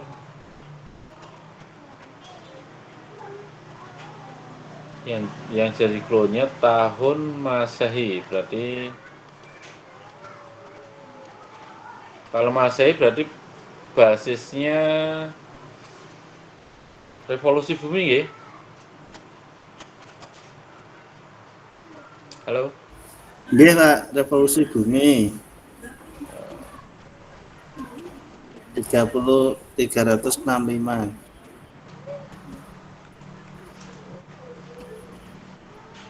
Berarti kalau 365 sudah oke, sudah benar, revolusi bumi sudah benar. Oke. Sudah jelas ya, berarti 2 dan 3 sudah benar ya? Iya Pak. Ini keluar ini kemarin Pak. Cuman bahasanya kayaknya beda kalau saya yang kita hadapi kemarin. Kalau saya yang berdasarkan bulan kemarin Pak. Oh iya.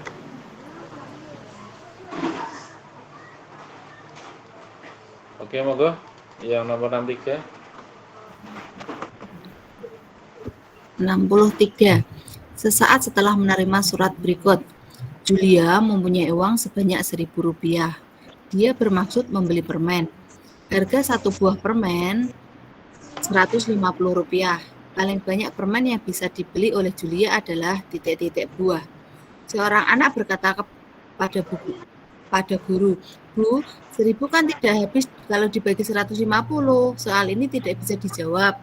Pertanyaan yang harus dilakukan guru adalah membimbing anak tersebut untuk A. Membaca dan memahami masalah, B. Mengidentifikasi masalah, C. Merencanakan penyelesaian, D. Melaksanakan rencana, E. Melihat kembali penyelesaian. Apa ini? Ini ya? Ini sepertinya sudah sesuai Pak. Mengidentifikasi masalah.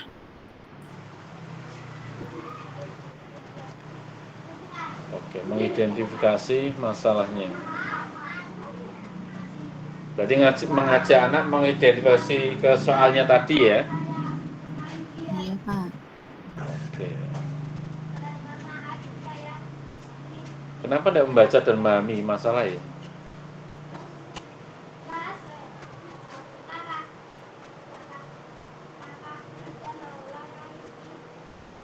Halo?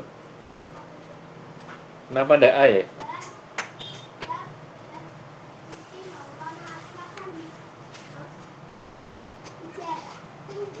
Kalau mengidentifikasi itu berarti ranahnya ke apa saja nih Bu?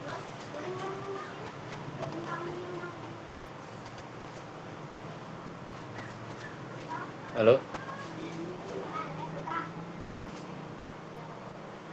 Mungkin lebih dianalisa begitu Pak kalau diidentifikasi.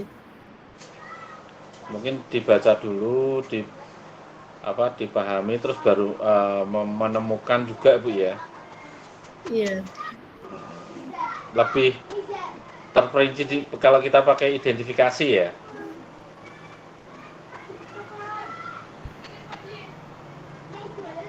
Kalau ini kan cuma membaca dan memahami, tapi mungkin proses lainnya mungkin ada yang tertinggal. Tapi kalau mengidentifikasi kan bisa pakai lebih dari membaca dan memahami, seperti itu ya. Iya. Oke, bisa kita lanjut. Monggo. Bacalah. Ada yang membacakan lagi Bu Suci?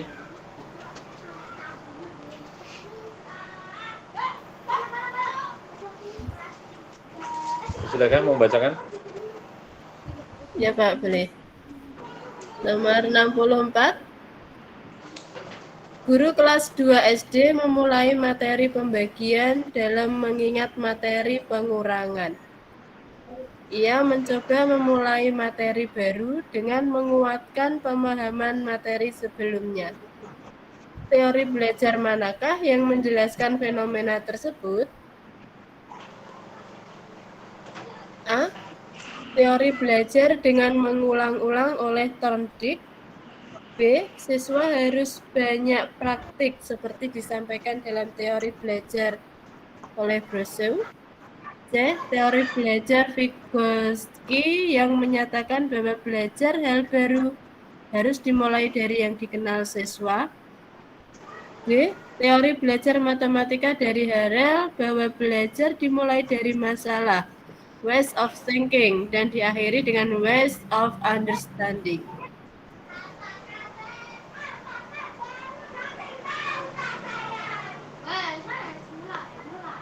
Oke. Kalau dalam pertanyaan itu kata kuncinya adalah mencoba memulai materi baru dengan menguatkan pemahaman materi sebelumnya. Kata kunci utamanya menguatkan pemahaman materi sebelumnya, Bu ya. Jadi sudah sesuai yang C ya, karena ini kan sudah ada keterangannya dalam pilihan itu.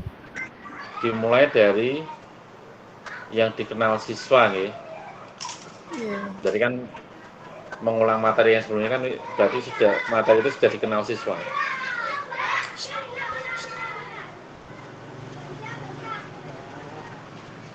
Oke. Masuk ya, kita lanjut ke 65 ya. Monggo Bu.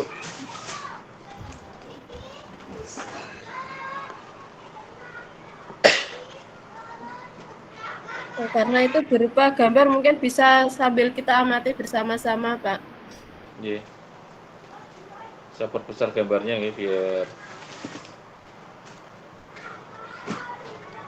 manakah garis-garis berikut yang mempresentasikan rata-rata?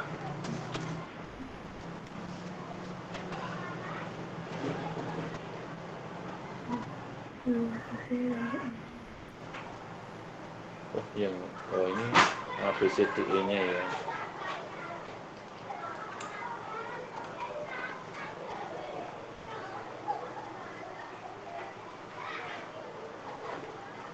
Dua, 3, 5, 6 dalam Pak Nurul bantuin lah Pak. Ahli matematika. Pak Agung.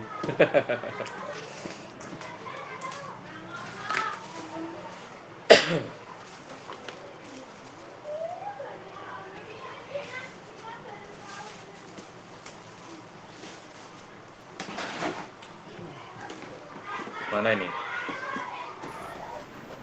Ini plot titik, Pak. Iya, plot titik. Kita lihatnya misalnya kemana ya? Itu kalau di gambar atas itu kan titik tengahnya di 4 ya Pak ya? Ya.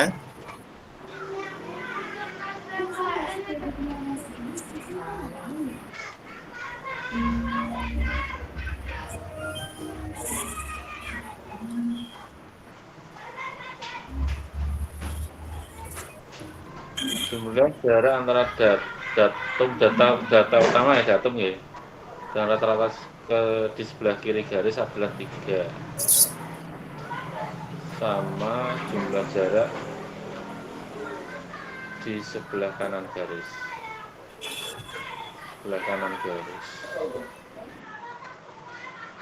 Sebelah kiri garis adalah 3.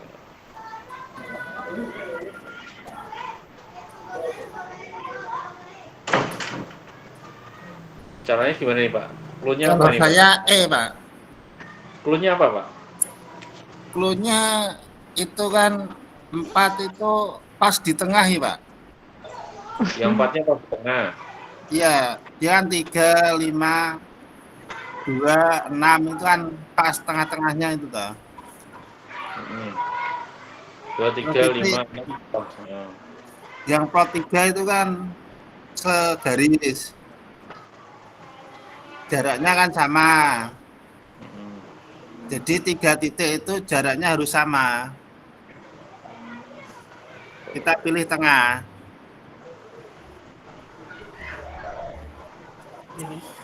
Jarak DE dan E sebelahnya kan 1 itu Pak, sama tuh Pak. Kita pilih E soalnya gambarnya sama, kanan kirinya sama. Oh. Yang lingkaran biru itu berarti Pak Agung ya? Iya. 4. 3 titik dari D, E dan yang kosong itu Pak ya? Iya. Sebelah E itu kan kosong itu kan pas di tengah-tengahnya kan E. Beda lagi kalau gambarnya rata-ratanya itu geser. Kalau C itu jaraknya sudah beda Pak ya? Iya kan setengah. Karena yang di atas itu jaraknya sama semua gitu. Iya, di tengah. Beda lagi kalau nanti dia pojok sama anunya geser. Pangkalnya di 4.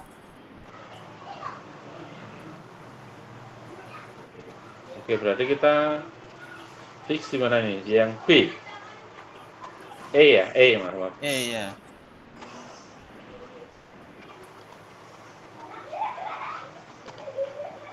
Yang menjebak dia yang di apa? Di item C-nya ya. Oke. Bisa dipahami ya? Kita fokusnya berarti ini adalah yang di gambar pertama.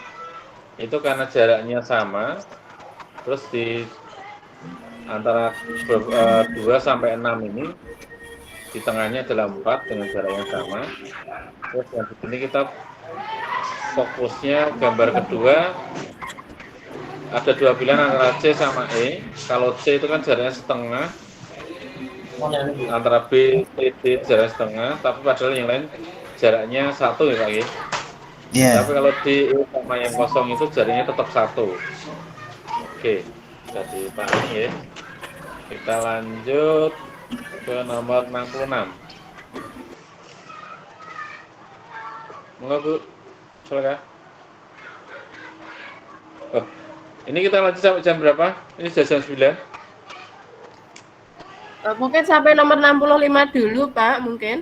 Oh, kita cek ya, cukup sampai 65 ya. dulu gitu. Harus sudah jam 9 lebih. Ya. Kita istirahat dulu, besok kita lanjut lagi. Sama ya, pukul 19 atau mungkin mau diawalkan. Enggak bisa di besok saya kalau sore. Besok pukul 19 ya, kita lanjut lagi. Kita lanjutkan nanti. Ini nanti akan saya sharekan lagi seperti kemarin videonya sama hasil diskusi kita malam hari ini, bisa dibaca lagi. Itu saja, terima kasih Bu Tri, Pak Agung sudah bantu. Ini yang teman kita yang sudah lulus, insya Allah juga kita bisa nyusul segera ya. Kita menyusul Pak semuanya. Amin. Oke. Amin. Amin. Untuk mengakhiri kegiatan kita baca hamdalah, alhamdulillahirabbil alamin. Semoga bermanfaat, Amin. Amin. bisa memperkuat ya. Intinya tadi poin utamanya lebih berhati-hati membaca soalnya, juga lebih jangan terjebak dengan kalimat pendahulunya. Kalau mungkin yang disampaikan beberapa dosen kemarin kan, terutama Pak Marno itu kan menyampaikan lihat dulu soalnya, soal utamanya, jangan variabel awalnya. Jadi lihat dulu soalnya, nanti baru kita lihat variabel soal awalnya. Jadi kita sudah fokus dulu apa yang diminta, baru kita bisa membandingkan antara variabel soal sama pilihan-pilihan jawaban. Itu yang mungkin bisa meningkat waktu kita saat memilih jawaban besok. Itu Mawan, terima kasih Bapak Ibu, selamat malam, selamat beristirahat. Nanti bisa kita lanjut besok malam. Dan mungkin bisa lebih aktif lagi, mungkin dari Bapak-Bapaknya. Dari Ibu, terima kasih utamanya. Wassalamualaikum warahmatullahi wabarakatuh. Waalaikumsalam warahmatullahi wabarakatuh.